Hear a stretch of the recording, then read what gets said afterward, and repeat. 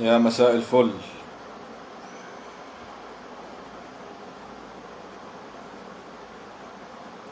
مساء الفل على كل جماهير نادي الزمالك في كل مكان. لايف جديد.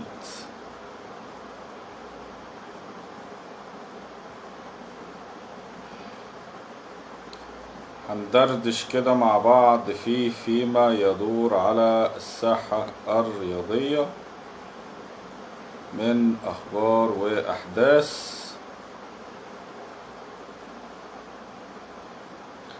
وبالأخص أكيد الأخبار والأحداث الدائرة في نادي الزمالك.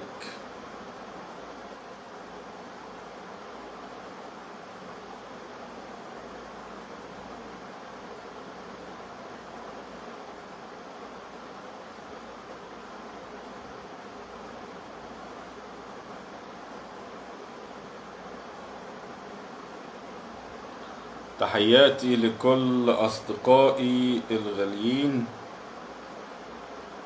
برحب بحضراتكم جميعا، وهيا بنا نبدأ.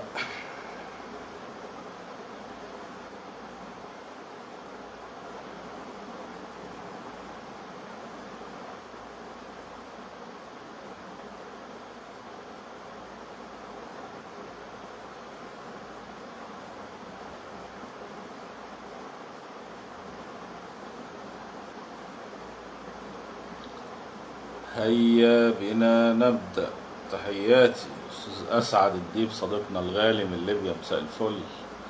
مومو محمد، عمرو الهواري، جودا ميتو، تحياتي لحضراتكم جميعا. عبد السلام حسين، أخطبوط أبو حجاج، يحيى السيد، سعيد علام، أميمة زكريا،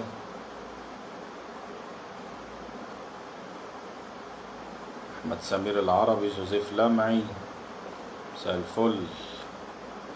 عمرو عوض،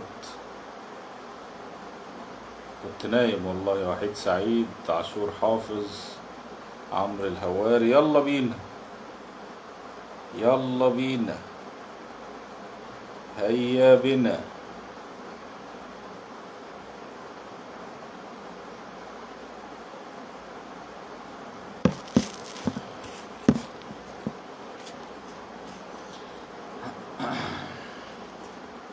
تحياتي لكل أصدقائي على اليوتيوب، برحب بحضراتكم ولايف جديد.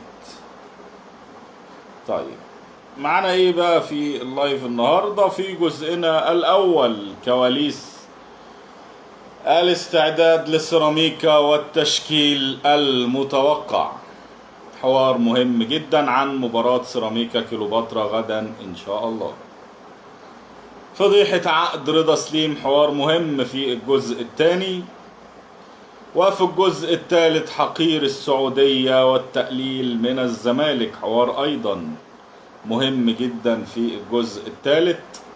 رفض قيد براين أوتشانجو، حوارنا في الجزء الرابع. وفي الجزء الخامس والأخير فقرتنا المحببة، فقرة الفلاسة. دي الحاجات اللي هتبقى معانا النهاردة. أرجو بقى الناس اللي معانا كده، بكرة عيد والله، نعلى كده باللايكات، والناس اللي على اليوتيوب سبسكرايب وتفعيل زر الجرس. وهبدأ مع حضراتكم على طول بجزئنا الأول. وأنا يعني هعتبر إن النهاردة الوقفة وبكرة العيد. أخيرا بكرة الزمالك. وبكرة الزمالك ده حدث لوحده كده، ليه فرحة، وليه بقى تحضيرات وليه كواليس. ويكفي ان الواحد النهاردة على مدار اليوم والله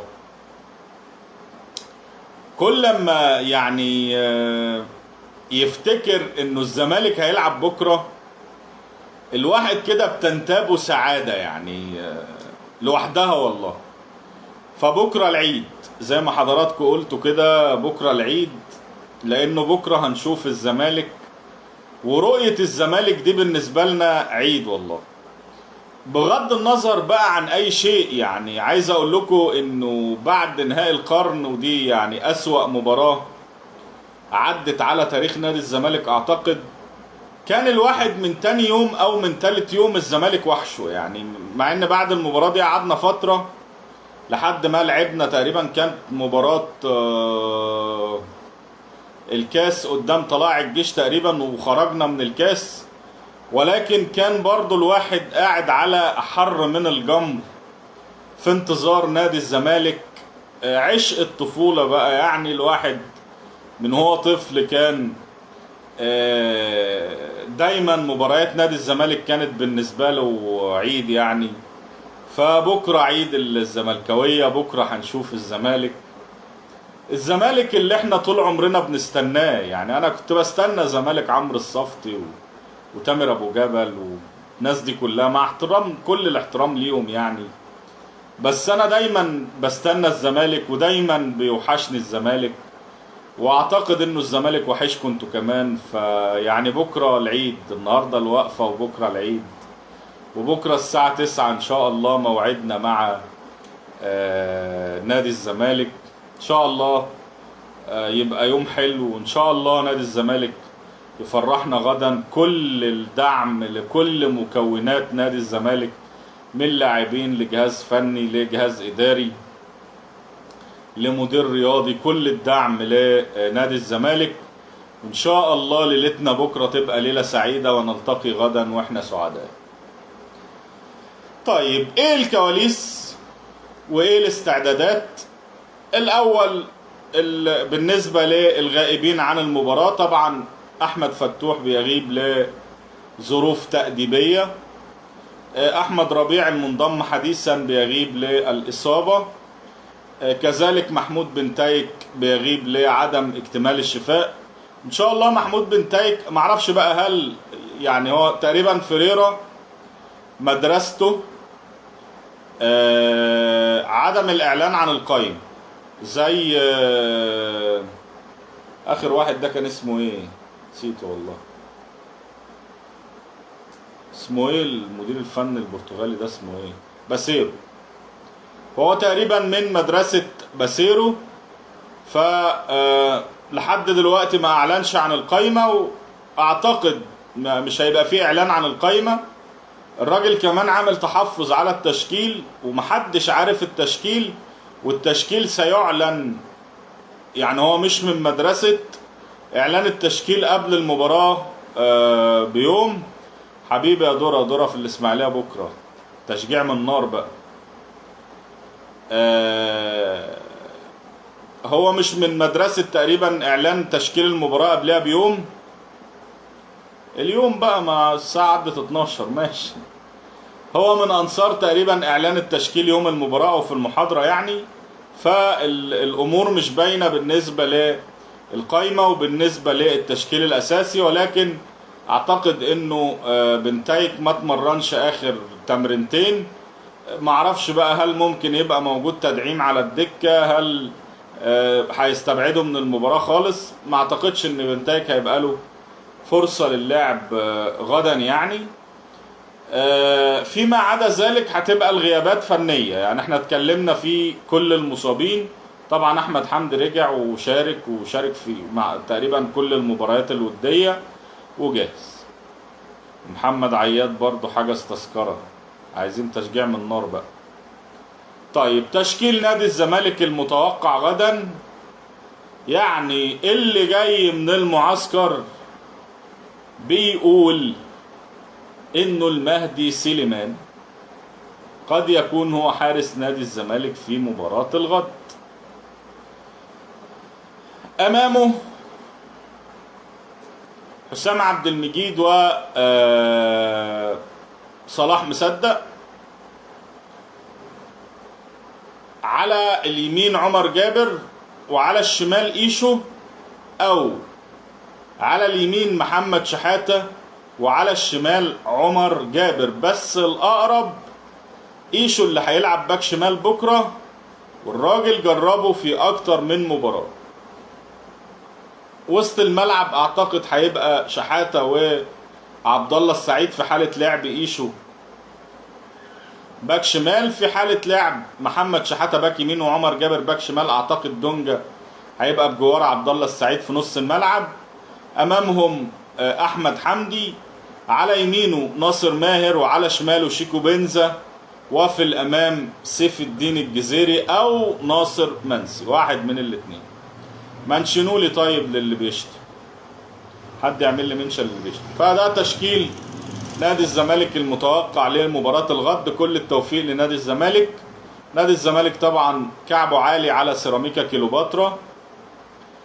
بنتايج، ما هو بنتايج جاهز، ما اختلفناش. يسري بيقول لي بنتايج جاهز، بس بنتايج ما اتمرنش اخر تمرينتين. فانا وجهة نظري ما يخاطرش بيه. او صلاح مصدق كمان برضو يعني لسه راجع، فانا اعتقد هيبقى الونش وحسام عبد المجيد مش صلاح مصدق. المخاطره مش صح، خاصه انه بنتايج ملوش بديل. خلينا نشوف. اتمنى طبعا ان بنتايج هو اللي يلعب، ولكن الاستعجال على بنتايج مش صح. هو لسه راجع من اصابه، ما اتمرنش اخر تمرينتين. طبعا بنتايج لاعب خبرات، مش هتفرق معاه التمرين يعني، ولكن دايما المدير الفني الاجنبي بيرفض المجازفه. يعني خلينا نشوف بكره ايه اللي هيتم. انا قلت لحضرتك مفيش معالم خالص. الماتش في استاد هيئه قناه السويس. الزمالك كعبه عالي على سيراميكا كيلوباترا. احنا لعبنا سيراميكا كيلوباترا 12 مباراه، كسبنا 10 مباريات وتعادلنا ماتشين فقط. فنادي الزمالك مسجلين 25 هدف في مرمى سيراميكا كيلوباترا، يعني بنسجل في الماتش فوق الهدفين. فنادي الزمالك كعبه عالي على سيراميكا. ان شاء الله نادي الزمالك يحصد اول 3 نقاط في ماراثون الدوري الممتاز غدا. ان شاء الله بكره التقي مع حضراتكم الزمالك ان شاء الله كسبان. يا عم يلعب ان شاء الله. والله انا عايز بنتايج هو اللي يلعب، بس هو انا على معرفتي بالمدربين الاجانب ما بيخاطرش في الحته دي. خلينا نشوف. انا اتمنى طبعا بنتايج قد ايشه 100 مره يعني. خش بقى في الحوار المهم وفضيحه عقد رضا سليم. موقع البطوله المغربي الموثوق واللي كل اخباره موثوقه فجر القصه اللي انا اتكلمت مع حضراتكم فيها. ولكن يعني انا كنت بقول لحضراتكم ان الاهلي شايل 500,000 و الجيش الملكي شايل 300,000. ولكن موقع البطولة بيفجر مفاجأة من العيار الثقيل. قال لك افادت مصادر البطولة بان الاهلي المصري سيتحمل مبلغ 700 مليون سنتيم. 700 مليون سنتيم ده بالعملة المغربية يعني ما يوازي 700,000 دولار من مستحقات رضا سليم، بينما يساهم الجيش الملكي بمبلغ 200 مليون سنتيم اللي هو 200,000 دولار. وسيبلغ مجموع ما سيتقاضاه رضا سليم 900 مليون سنتيم كراتب أساسي، بالإضافة إلى حوافز ومكافآت إضافية قد تصل قيمتها إلى 100 مليون سنتيم اللي هو مليون دولار يعني، واللي هو 100,000 دولار قصدي. ونفت المصادر ذاتها بشكل قاطع الأنباء التي تحدثت عن مساهمة الجيش الملكي بمبلغ 550 مليون سنتيم اللي هو 550,000 دولار، مؤكدة أن اللاعب كان يبدي رغبة واضحة في العودة إلى الجيش الملكي. حقيقة إنه اللي قالته أو اللي قاله موقع البطولة المغربي هي فضيحة مكتملة الأركان. ومش بس فضيحة، ده شيء يستاهل ويستوجب السؤال والمحاسبة. محمود الخطيب لازم يتسأل. محمود الخطيب لازم يتسأل على إهدار المال العام. يعني احنا كنا بنتكلم، وانا يمكن اتكلمت مع حضراتكم قبل كده في قصة انه بيشيل مع سيراميكا زي ما حصل مع القندوسي، وكان تقريبا بيشيل اكتر من نص راتب القندوسي، وكنا بنقول ماشي اهي منها فيه متعوضاله. محمد ابو العينين اللي طلع قال لك انا بحب ان الاهلي يكسب. ماشي اهو كانوا منها فيه سيراميكا نادي مصري وصاحبه مصري واهلاوي، ولو اتزنقنا في 3 بونت ماتش بتاع مش عارف ايه بيسلكهولنا. انما انت تروح تضخ 700,000 دولار في المغرب في لاعب مش هيشم النجيلة عندك. يعني رضا سليم لاعب في نادي الجيش الملكي المغربي، النادي الاهلي شايل في عقده 700,000 دولار. فضيحة بيعملها محمود الخطيب. بس اتعود، اللي يلاقي دلع وما يتدلعش يبقى. ومين يسأل الخطيب؟ ومين يجرؤ يسأل محمود الخطيب؟ محمود الخطيب فوق السؤال يا باشا. ده انت كنت رحت فسخت ارحم. فرقت ايه؟ فرقت ايه؟ وهل ده هيحل مشكلة اللاعب؟ هل ده هيحل مشكلة اللاعب؟ النادي اللي مش قادر يدفع غير ربع، اقل من ربع. النادي بيدفع 200,000 دولار من 900,000. النادي اللي مش قادر يدفع اقل من ربع عقد اللاعب. هل تفتكر ان الجيش الملكي المغربي لو رضا سليم ده طلع نار من بقه السنة الجاية، هل تفتكر انه الجيش الملكي المغربي ممكن يفكر ياخد اللاعب حتى لو ببلاش؟ طبعا الجيش الملكي المغربي واخد اللاعب اعارة مجانية، ما تدفعش فيه باللغة بتاعتهم سنتيم. ما تدفعش في اللاعب سنتيم، رايح مجانا. رضا سليم لاعب في الجيش الملكي المغربي وكسر الدنيا، وجينا السنة الجاية زي دلوقتي ملوش مكان في النادي الاهلي. هتعمل ايه يا محمود يا خطيب؟ هتجدد الاعاره وتدفع 700,000 زي ما هما؟ طب ما كنت فسخت مع اللاعب واتفقت اللاعب مثلا فاضل له 3 سنين تديله سنه. انما هو محمود الخطيب بيعمل كده ليه؟ ده سؤال لازم المسؤولين في البلد يجاوبوا عليه. لماذا يفعل محمود الخطيب هكذا؟ ليه محمود الخطيب عمل عقد كولر انه لو مشي ياخد بقية عقده؟ ليه؟ طب لما هو عمل كده مشى كولر ليه؟ ليه محمود الخطيب شايل 700,000 دولار من عقد رضا سليم في الجيش الملكي المغربي؟ الأسئلة دي لازم لها من جواب، ومحدش يقول لي مالكش دعوة. ليا أبو الدعوة. ما هو النادي ده مش اسمه الخطيب، اسمه النادي الأهلي المصري. خصخصوه واحنا ما نسألش، بيعوه واحنا ما نسألش، بيعوا النادي ده واحنا ما نسألش. انما طول ما النادي ده نادي ملك البلد يبقى انا من حق اسأل، يبقى انا من حق اسأل،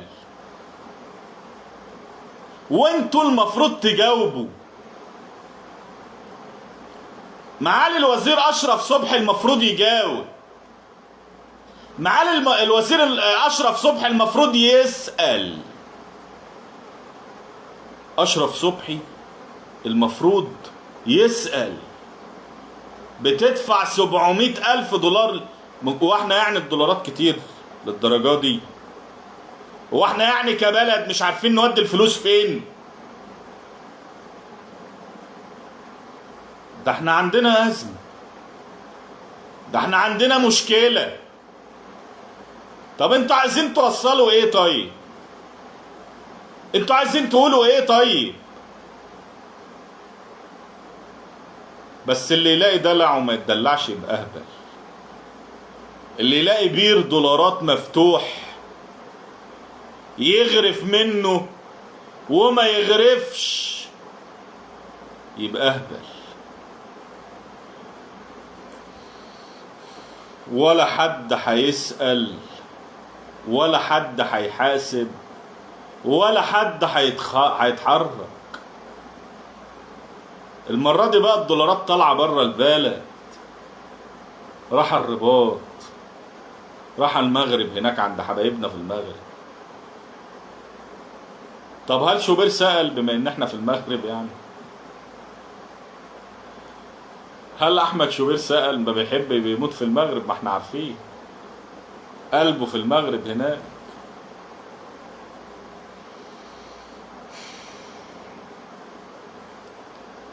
الجزء الثالث: حقير السعودية والتقليل من الزمالك. عندنا مثل بيقول لك القوالب نامت والانصاص قامت. نادي حقير، وحقير ده مش شتيمة يعني. نادي وضيع، تأسس سنة 1953، يعني بقاله 72 سنة. هذا النادي الوضيع الحقير، والوضيع والحقير دي مش شتيمة يعني، ده وصف لتاريخ هذا النادي. ما هو اما يبقى نادي عمره 72 سنة وعنده بطولتين يبقى نادي حقير، يبقى نادي وضيع. نادي اسمه الرياض السعودي، نادي حشرة، حشرة. النادي الحشرة ده بيتريق على الزمالك في تقديم صفقة تيدي او. نادي حشرة تاريخه في 72 سنة بطولتين: بطولة كاس ولي العهد سنة 94، وبطولة كاس الاتحاد السعودي سنة 95، 94 و 95. قبل البطولة دي كان حشرة حقير وضيع، وبعد البطولتين دول رجع حشرة حقير وضيع. نادي بقاله أكتر من 30 سنة ما خدش بطولة. نادي في تاريخه كله بطولتين. نادي كل 36 سنة بياخد بطولة. بيتريق على نادي الزمالك اللي البطولتين اللي هو خدهم في 72 سنة احنا خدناهم في 72 ساعة. احنا في فبراير 2020 خدنا بطولتين في 72 ساعة. الحشرة نادي الرياض السعودي هو الحشرات اللي بتديره. معرفش هم مين، بس اكيد حشرات يعني، اكيد مجموعة من الحشرات بيتريقوا على عملاق القاهرة، بيتريقوا على نادي الزمالك. يا جدع ده احنا زياد كمال، زياد كمال ياد معاه بطولتين. يعني زياد كمال ده قد تاريخك يعني. مهاب ياسر، محمد عاطف، العيال دي كلها معاه بطولتين. يا جدع ده مصطفى شلبي معاه 5 6 7 بطولات. دونجا معاه 7 8 بطولات. يا حشرة يا حقير، اعرف حجمك، واما تيجي سيرة واسم نادي الزمالك تقف انتباه وتحترم نفسك يا وضيع. طبعا الوضيع ده بيحط نادي الزمالك كنوع من التمحيك في نادي كبير. ما هو نادي وضيع محدش بيجيب سيرته. حشرة، حشرة اخر مرة خد بطولة سنة 95 من 30 سنة. فلازم يحط الزمالك في جملة مفيدة عشان الناس تقول او الناس تعرف ان في نادي. احنا نعرف الرياض طبعا عاصمة السعودية، المملكة العربية السعودية، بس ما نعرفش. انا اول مرة والله من يعني ما كنتش اعرف ان في نادي اصلا اسمه الرياض السعودي اصلا. امال انت لو النصر ولا الهلال كنت عملت ايه؟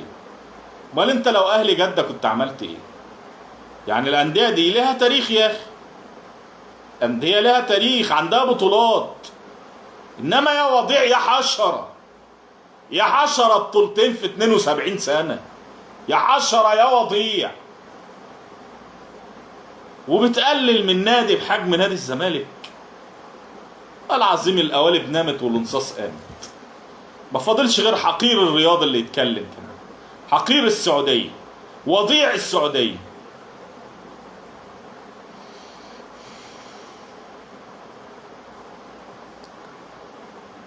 الجزء الرابع، رفض قيد براين اوتشانج. الناس كلها بتسأل على اللاعب الكيني. ما هنعمل ايه بقى؟ كان لازم الواحد يرد.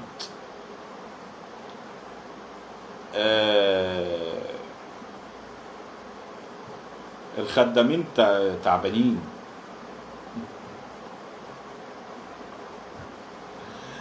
خدامين تعبانين والله، ما بيناموش يا عيني. الزمالك اللي هو يا عيني ما كانش عارف يكمل قائمة الأجانب، النهارده نادي الزمالك بيمتلك 9 لاعبين أجانب وعايز يجيب العاشر. ده انت فاجر يا عم جون يا ادوار. ده احنا في الاجتماع التنسيقي اللي اتعمل في أول الموسم كان نادي الزمالك بيطالب بتقليل عدد الأجانب، مش عارفين نكمل 5، تيجي انت تجيب لنا 9 وعايز تجيب العاشر؟ ده انت فاجر. طب اللاعب الفلسطيني مش هنعرف نعتبره مصري لاعتبارات انه في لاعبين في الدوري المصري وليهم عقود وبيقبضوا، راح تجيب لي لعيبه تحت السن. انا يمكن قلت لحضراتكم اللائحه امبارح، واللائحه واضحه وصريحه، اللائحه واضحه وصريحه.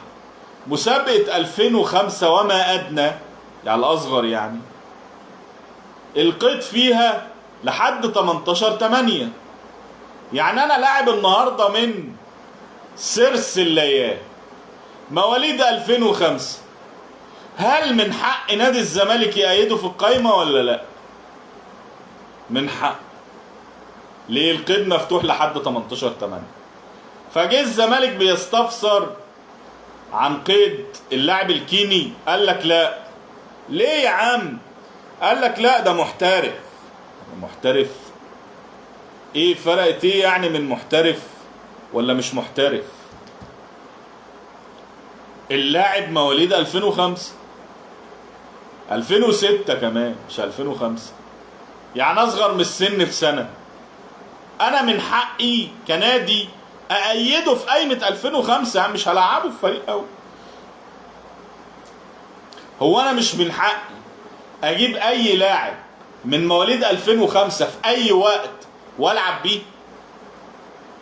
مش من حقي كنادي إن أنا في بطولة كأس الرابطة دي أجيب فرقة 2005 كلها ألعب بيها؟ حد ليه حاجة عندي؟ محدش ليه حاجة عندي. وبعدين أنت حاطط شرط إن اللي في الملعب يبقوا 5 أجانب. أنا حر، المهم اللي ليك عندي ان اللي في الملعب يبقوا 5 اجانب. من حق، هل في عدد معين من الاجانب في مواليد 2005 انت كاتحاد بتجبرني عليه؟ هل انا مش من حقي اأيد لاعبين اجانب في مسابقة 2005؟ من حقي. وقيد 2005 مفتوح، ومن حقي انزل ابص في 2005 واشد اي لاعب انا عايزه. اللائحة كده. من حقي ان انا العب مباراة سيراميكا دي كلها بكل فرقة 2005. حقي ولا مش حقي؟ حقي ان انا اقعد اللعيبه دي كلها دكه اديها اجازات واطلع فرقه 2005 دي كلها تلعب سيراميكا في الدوري. حد ليه حاجه عندي؟ لعيبه متأيده عندي في القايمه، قايمه 2005، انا حر. قال لك لا، اصل ده لاعب محترف والقيد قفل يوم 6، فخلاص القيد بيقفل يوم 6. طبعا التليفونات اشتغلت والحرقان صعب، يعني انا عاذرهم برضه، يعني الخدامين برضه. يعني انت بتتكلم يا جدع، ده انت فاكر يعني انت مش عارف تكمل 5 اجانب، جايب لي 9. وعايز تكملهم 10، ده ايه الفجر اللي انت فيه ده؟ ايه الفجر اللي انت فيه ده؟ فطبعا الامور مولعه دلوقتي. معلش نأجل الواد ليناير. خلص يا عم جون ادوارد، وبعدين يناير مش بعيد، كده كده اصلا في توقف للمنتخب، توقفين، وفي بطولة اللي هي المحليين دي، وفي افريقيا. فكده كده احنا الماتشات مش كتير، 3 ماتشات في دور المجموعات في الكونفدرالية، وحوالي 7-8 ماتشات في الدوري. يا عم مش مهم، هنعتبره مصاب. انا عارف الحرقان عالي، معلش حط لها قطرة. اخيرا فقرة الفلاسفة.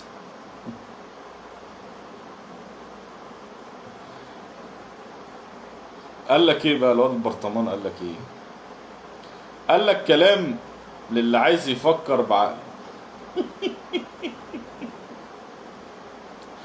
بوظ البوست قبل ما يبدا. يا ابني وانت بتخاطب حد بيفكر بعقله؟ واتمنى حد يكون عنده ردود منطقيه مقنعه، لان الحقيقه مش عارف ممكن يلاقيها ازاي. لما اعضاء مجلس اداره في نادي الزمالك ومسؤولين سابقين واعلام وجمهور كانوا بيسالوا سؤال الاهلي جايب فلوسه منين، وبيطرحوا مصطلح اللعب المالي النظيف، كان بالنسبه لهم في التوقيت ده سؤال مشروع وطبيعي، لان الاهلي طرف في المنافسه وحقنا نسال. بس لو انت بتتكلم دلوقتي عن حجم انفاق الزمالك، خلوها حجم انفاق الزمالك في الصفقات، يبقى انت محروق ومتضايق وزعلان، والرد هيكون بنهج طفولي جدا وسطحي. طب في الاهلي كنا بنرد بميزانيات معتمده من الجهات الرقابيه والاداريه. يبقى تسلم لي على الجهات الرقابيه والاداريه، وانت بتسلم لي عليهم يبقى قول لي انت الوظت ال 700,000 دولار بتوع رضا سليم دول ازاي؟ يعني هتحطهم في الميزانيه ازاي؟ 700,000 دولار اتلافها الهوا؟ والله هتقولوها ازاي؟ 700,000 دولار راتب رضا سليم. طب هو رضا سليم بيلعب عندك؟ لا. هو انتوا الوظتوا صح قصه القندوسي ازاي؟ يعني ال 300 او 400,000 دولار اللي كانوا بيدفعوا للقندوسي دول الوظتوها للدوله ازاي؟ للجهات الرقابيه يعني ازاي؟ يعني انا لو رايح اراقب كده 400,000 دولار راتب احمد القندوسي، انا سامع الاسم ده فين قبل كده؟ ده بيلعب في سيراميكا. طب انت حضرتك مطلع له مرتب ليه؟ ده لو في جهه رقابيه بتسال يعني. الجهات الرقابيه.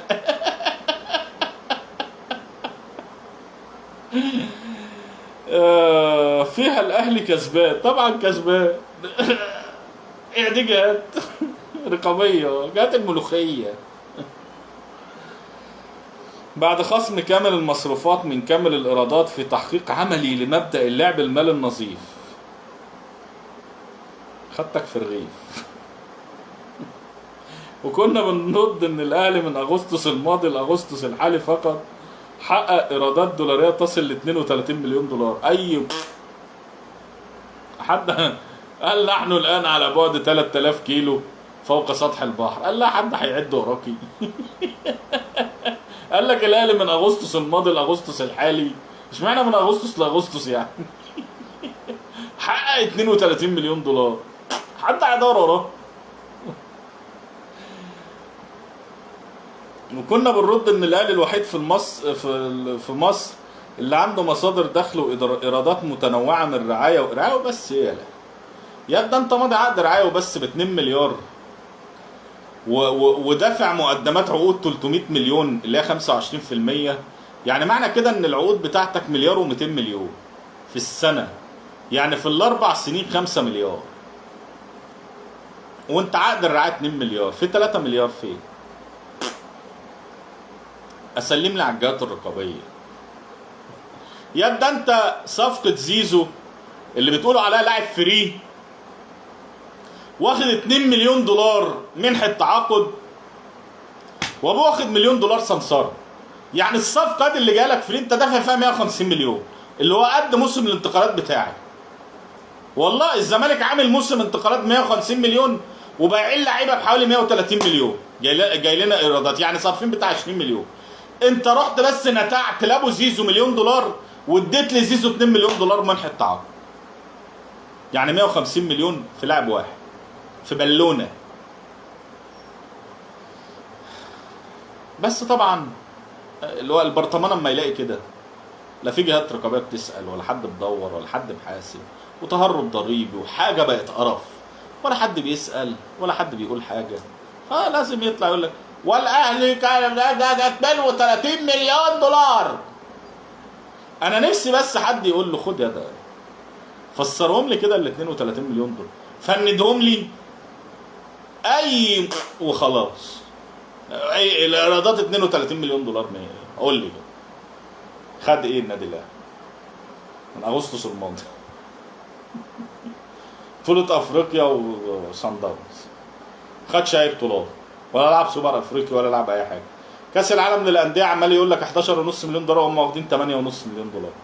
طب ادي 8.5. طبعا وسام ابو علي ما تحولش دولار لسه، وممكن تبوظ الصفقه. فين بقى بقيه ال 32 مليون دولار؟ بس حد هيدور ولا حد هيدور وراه. انا بسعد دايما بوجودي مع حضراتكم. تصبحوا على خير.